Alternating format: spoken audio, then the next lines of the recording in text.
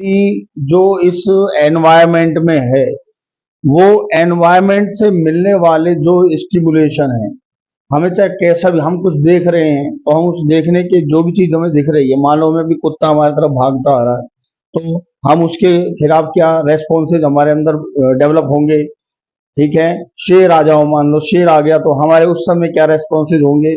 तो कुछ भी, अगर कोई हमसे लड़ने आ रहा है तो हम उस समय क्या रेस्पॉन्स कर रहे हैं, बारिश आ गई तो हमें क्या रेस्पॉन्स करना है। तो ये सब चीज हमारी बॉडी में एक होम्योस्टेसिस वर्क करता है, जो हमारी बॉडी में कंट्रोल और कोऑर्डिनेशन रखता है एनवायरमेंटल से। तो जो कंट्रोल एंड कोऑर्डिनेशन का मीन है वो क्या चीज है कि हम जो एटमॉस्फेयर में होने वाले डिफरेंट टाइप के या वेरिएबल जो चेंजेस हैं उनके अकॉर्डिंग क्या रेस्पॉन्स करते हैं, ये हमारा कंट्रोल कहलाता है। और हम उनसे कैसे कोऑर्डिनेट करते हैं, हम उनसे कैसे एडजस्ट करते हैं, हम अपने आप को अडेप्टिव करते हैं एटमॉस्फेयर वाले जो अलग अलग तरह के जो स्टिमुलेशन है उनके खिलाफ हम आपको एडजस्ट करते हैं, तो that is known as coordination. हर एनिमल के अंदर, धरती पर जितने भी एनिमल हैं सभी के अंदर कंट्रोल एंड कोऑर्डिनेशन के लिए एक स्पेशल सिस्टम पाया जाता है। पर हम यहाँ बात करेंगे ह्यूमन बींग्स की, यानी अपनी ह्यूमन बींग्स। हम ह्यूमन बींग्स हैं, हम सबसे वेल डेवलप्ड एनिमल हैं, और हमसे अभी आगे और फर्दर अभी कोई एनिमल डेवलप नहीं हुआ है। हम सबसे ज्यादा एजुकेटेड हैं, हम हैं एनिमल ही, टेट्रापोडा हैं। ये हमारे 4 लेग्स थे जिनमें हमने 2 को अपने, हम इस तरह थे, हमने अपने आप को 2 पैरों पे खड़ा कर लिया और इन दोनों जो अगले पैर थे इनको किसमें चेंज कर लिया, हैंड्स में, और ये फिंगर्स बना ली हमने। ठीक है, तो इसलिए हम वेल डेवलप्ड हैं। तो हमारे अंदर कंट्रोल एंड कोऑर्डिनेशन के लिए क्या सिस्टम पाया जाता है, इसको हम यहाँ पर देखेंगे। देखिए, ह्यूमन में अगर हम ह्यूमन की बात करते हैं तो उसमें 2 सिस्टम पाए जाते हैं। एक पाया जाता है नर्वस सिस्टम, नर्वस सिस्टम, और जो दूसरा सिस्टम है वो है एंडोक्राइन। एंडोक्राइन ये हमें कंट्रोल एंड कोऑर्डिनेशन का क्या करता है, फंक्शन करता है। अगर हम नर्वस सिस्टम की बात करते हैं तो हमारी बॉडी में स्पेशल टाइप का एक सिस्टम पाया जा रहा है जो न्यूरॉन्स का, ऐसे समझ लीजिए वायरिंग्स है, हमारी पूरी बॉडी में वायरिंग्स। अगर हमें यहाँ टच भी हो रहा है ना तो हमें मालूम हो रहा है कि यहाँ टच हो रहा है। ठीक है, हम मान लो इस वॉल में करंट आ रहा है तो मैं इसको टच करते ही क्या आ रहा है, करंट, एकदम हाथ हमने क्या कर लिया, हटा लिया। तो इस तरह की जो रेस्पॉन्सेज हम करते हैं, तो इसके लिए हमारे अंदर एक स्पेशल टाइप का नर्वस सिस्टम जो इस तरह के स्टिमुलेशन हमारे अंदर पहुंचाता है और हम उसके खिलाफ क्या रिएक्ट कर रहे हैं, उसके लिए एक वेल डेवलप्ड ह्यूमन के अंदर सिस्टम होता है जिसको हम बोलते हैं नर्वस सिस्टम। नर्वस सिस्टम की अगर हम बात करें तो ये 3 पार्ट्स में डिवाइड है। नंबर 1 है CNS, जिसे बोलते हैं हम central nervous system. Central nervous system. Number 2 है PNS, जिसे हम बोलते हैं पेरिफेरल नर्वस सिस्टम। ठीक है, और थर्ड वन जो है वो है ANS। हम इनको डिटेल में पढ़ेंगे। इसको बोलते हैं आउटोनोमस नर्वस सिस्टम।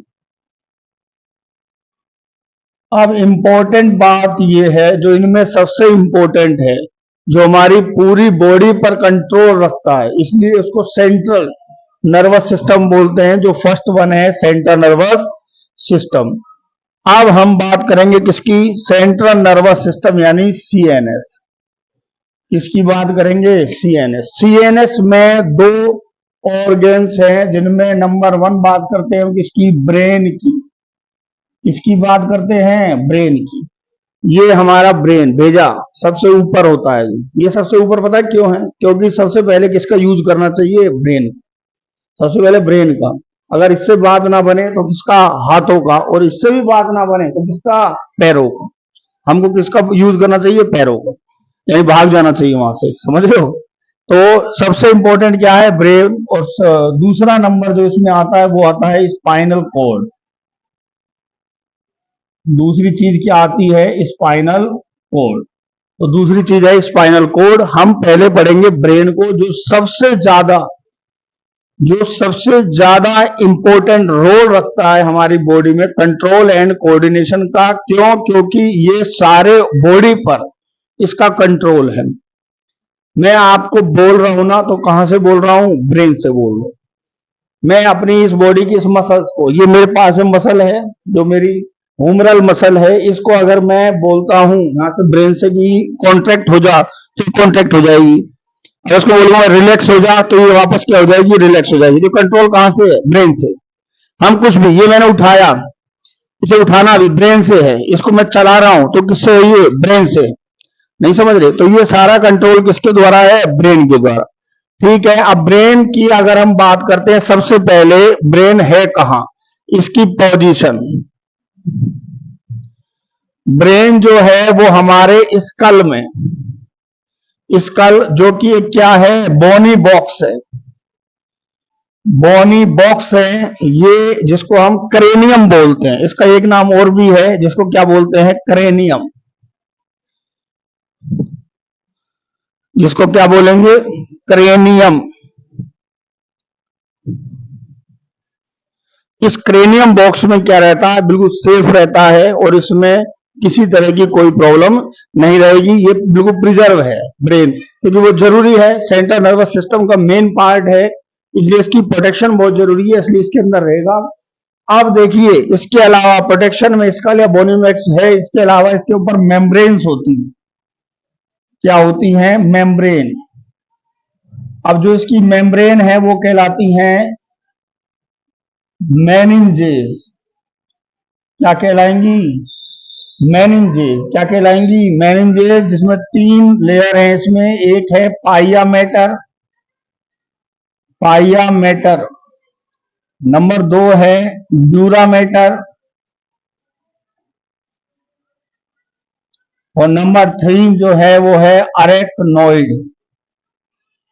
ये 3 लेयर ब्रेन के ऊपर। अगर हम ब्रेन का एक छोटा सा मैं डायग्राम यहां दिखा रहा हूं आपको, अगर हम ब्रेन बनाते हैं इस तरह, ठीक है, ये मैं ब्रेन की स्ट्रक्चर, ये ब्रेन के ऊपर यहां इस तरह की लेयरिंग्स पाई जाती हैं, जो इसको क्या रखती हैं, सेफ रखती हैं। इस तरह की 3 लेयर्स हैं इसके ऊपर, जो इसको क्या रखती हैं, बिल्कुल सेफ रखती हैं। और ये जो लेयर्स हैं क्या कहलाती हैं, मेनिंजेस। क्या कहलाती हैं, मेनिंजेस। अगर मेनिंजेस में किसी तरह का इंफेक्शन हो जाता है तो वो एक डिजीज बन जाता है, जिसको बोलते हैं मेनिंजाइटिस। मेनिंजाइटिस, जिसे हम दिमागी बुखार, क्या बोलेंगे इसे, दिमागी बुखार, या इसको माइंड फीवर भी बोला जाता है। क्या कहा जाएगा, माइंड फीवर। बुखार चढ़ जाता है इसमें व्यक्ति को, और ये माइंड फीवर कहलाता है। ठीक है। तो ये इसकी क्या करते हैं, प्रोटेक्शन करते हैं नर्वस सिस्टम की, सेम एज स्पाइनल कॉर्ड पर भी ये तीनों लेयर्स होती हैं, और वो भी ब्रेन की तरह एक जो बोनी स्ट्रक्चर्स में, जिसको बोलते हैं हम, जिसको क्या बोलेंगे हम, मैं इसको छोटा कर देता हूं, जिसको बोलेंगे हम क्या चीज। देखो ये स्पाइनल कॉर्ड आगे आ रही है, मैं यहां से घुमा रहा हूं इसे, स्पाइनल कॉर्ड आ रही है ये, ठीक है, स्पाइनल कॉर्ड आ रही है, यहां से इसमें हमारी वर्टिब्रा स्टार्ट हो जाती है। क्या चीज स्टार्ट हो जाएंगी, वर्टिब्रा। और ये वर्टिब्रा के बीच में ये भी बिल्कुल सेफ होता है, और ये वर्टिब्रा कॉलम बन जाता है पूरा, जो हमारी रीढ़ की हड्डी कहलाती है। और ये हमारे एंड वाले पार्ट, जो कोडल पार्ट है लास्ट वाला, वहां तक ये हमारी बॉडी में क्या होता है, स्पाइनल कॉर्ड को क्या करता है, सेफ करता है। ठीक है। अब हम बात करेंगे किसकी, हम बात करते हैं स्ट्रक्चर ऑफ ब्रेन। किसकी बात करेंगे, स्ट्रक्चर। फिर इसके फंक्शन लेंगे हम बात करेंगे स्ट्रक्चर किसकी, ब्रेन की।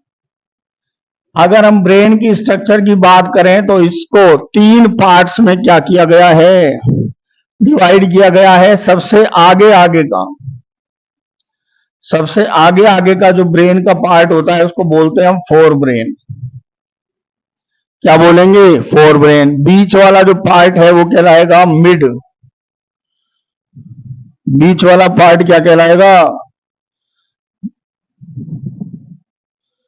Mid brain. Mid brain. Mid brain. और जो लास्ट वाला पार्ट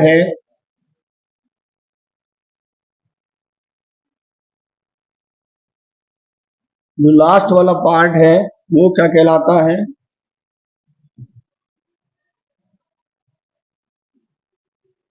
दोबारा से लिख देते हैं। देखिए ब्रेन का 3 पार्ट है। सबसे पहला पार्ट है फोर ब्रेन।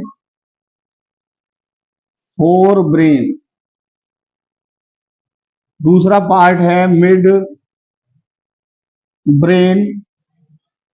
और थर्ड जो पार्ट है वो है आपका हाइंड ब्रेन। जो फोर ब्रेन है वो 3 पार्ट्स का बना होता है। सबसे आगे का पार्ट जो है इसमें 2 लोब पाई जाती हैं जिनको बोलते हैं ऑल फैक्टरी लोब। क्या बोलेंगे? All factory lobe. सबसे बड़ा जो पार्ट है वो कहलाता है इसका सेरेब्रल हेमिस्फीयर।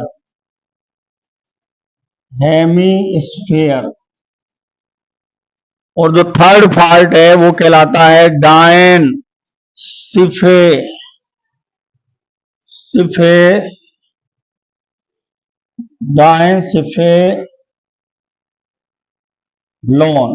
ठीक है। अगर मिड ब्रेन की बात करें तो उसमें 2 ही पार्ट हैं।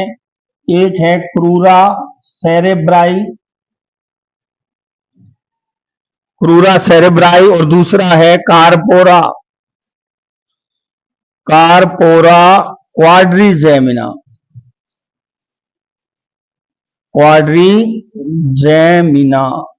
ठीक है। ये भी इंपॉर्टेंट रोल रखता है। जो थर्ड पार्ट है इसका, जो थर्ड पार्ट है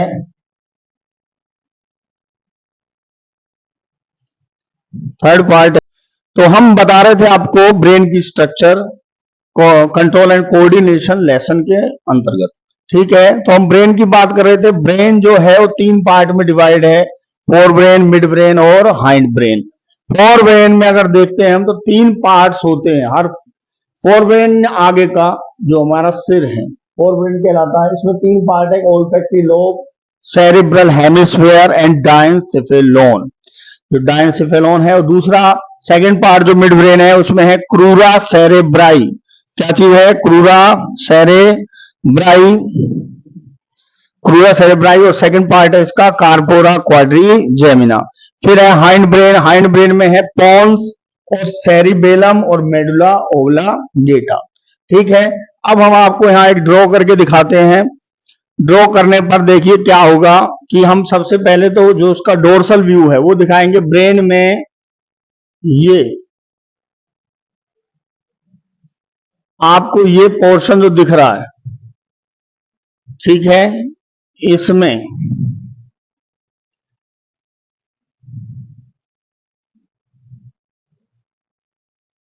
देखिए ये सबसे बड़ा पार्ट है ह्यूमन ब्रेन का। और ये जो पार्ट है ये कहलाता है सेरिब्रल हेमिस्फीयर। और ये करीबन 2/3 2/3 पार्ट को क्या करता है? ब्रेन को कवर करता है। 2/3 पार्ट को क्या कर रहा है? ये कवर कर रहा है। अगर हम ये कहलाता है सेरेब्रल हेमिस्फीयर। क्या कहलाएगा? Cerebral hemisphere.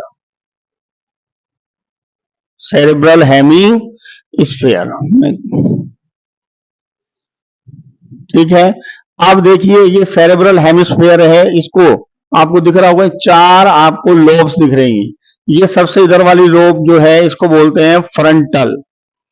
क्या बोलेंगे? फ्रंटल। बीच वाली कहलाएगी पैराइटल। क्या कहलाएगी? Parietal lobe. और पीछे पीछे वाली कहलाती है ऑक्सीपिटल, ऑक्सीपिटल लोब। और ये साइड में जो हमारे ब्रेन के इस पोर्शन में देखो, ये फ्रंटल, फ्रंटल, ये पैराइटल, ये बैक साइड में ऑक्सीपिटल, और साइड में ये दिख रही है आपको, ये कहलाती हैं टेम्पोरल। क्या कहलाती हैं? टेम्पोरल। ठीक है, टेम्पोरल। तो फ्रंटल, पैराइटल, ऑक्सीपिटल, टेम्पोरल, इनकी दो दो लोब्स मिलकर यानी टोटल 8 लोब्स मिलकर बनाती हैं सेरेब्रल हेमिस्फीयर। तो देखिए फ्रंटल के आगे वाले सिरे में, मैं अब फ्रंटल को मिटा रहा हूं थोड़ा सा, क्योंकि मुझे यहाँ शो करने हैं ऑल्फैक्टरी जो लोब्स हैं, ऑल्फैक्टरी लोब्स। देखिए फ्रंटल के जो आगे वाला सिरा है, यहाँ पर दो इस तरह की लोब्स निकली होती हैं, जो हमारा जो नेजल रूट है, हमारा जो नेजल रूट है, अगर मैं इसको पूरा ब्रेन बना दूं इसका, हमारा जो नेजल रूट है, ये ऑल्फैक्टरी का जो हमें सूंघने में, समझ रहे हैं, सूंघने का काम, जो ऑल्फैक्टरी लोब है ये हमारे किसका काम करता है? सूंघने का काम करता है। ठीक है, तो यहां पर ये ऑल्फैक्टरी लोब्स क्या होते हैं? आगे की तरफ ये ऑल्फैक्टरी लोब्स हैं जो हमारे नेजल में एंटर करते हैं, ऑल्फैक्टरी लोब्स। और नाक का काम आप जानते ही हैं, सूंघने का होता है। तो ऑल्फैक्टरी लोब्स कहां पर है? हमारे नेजल जोन में। किसमें है? नेजल, यहां पर होते हैं। और नेजल जोन में क्या होते हैं? एंटर होते हैं। ठीक है, अब सेरिब्रल हेमिस्फीयर, मैं आपको यहाँ काम ही बताता जा रहा हूं। सेरिब्रल हेमिस्फीयर का जो ये पूरा पोर्शन है, इस पर आपको इस तरह की लाइनिंग दिख रही है। लाइनिंग नहीं है एक्चुअली, ये गर्त है, यानी ये सल्कस पाए जा रहे हैं। इसमें क्या पाए जा रहे हैं? सल्कस। तो ये सल्कस है, ये कहलाते हैं भैया सल्काई। क्या कहलाते हैं? सल्काई। और जो बीच बीच का पोर्शन है वो सारे उभरे हुए होते हैं, वो फूले हुए होते हैं, जिनको हम कहते हैं गायरे। क्या बोलेंगे? गायरे। जिस व्यक्ति में ये जितने ज्यादा होंगे वो उतना ही तेज, ये शार्प माइंडेड होगा। The person should be sharp minded with these gyri and sulci in high density. अगर बहुत ज्यादा मात्रा में है तो वो बहुत ज्यादा ब्रेन वाला होगा। फिर भी आपको मैं बता दूं, जो सेरिब्रल हेमिस्फीयर है उसका काम है क्या?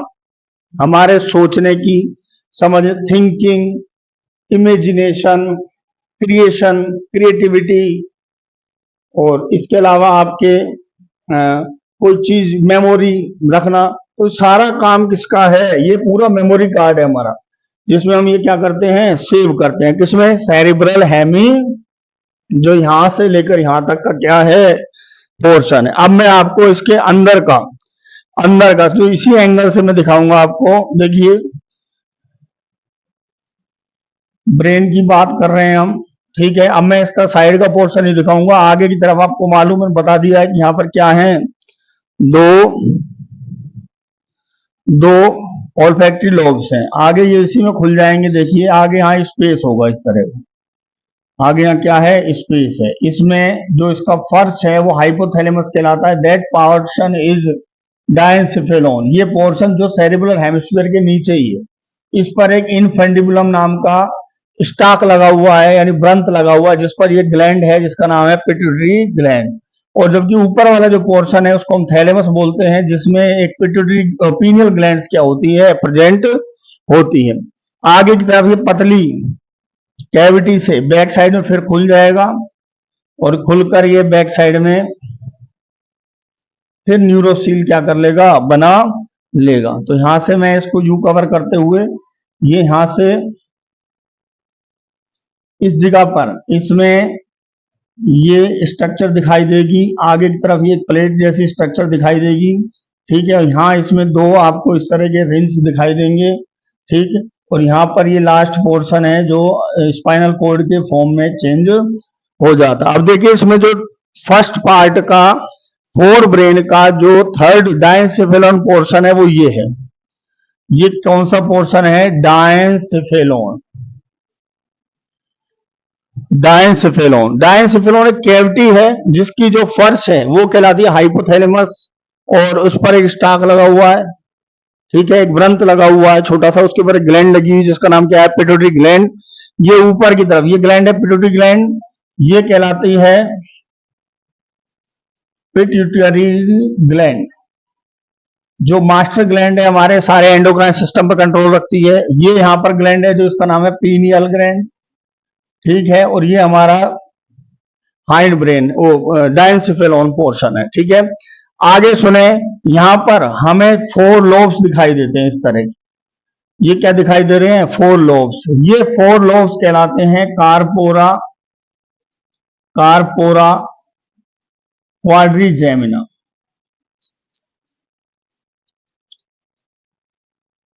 क्वाड्रिजेमिना काम क्या है इनका?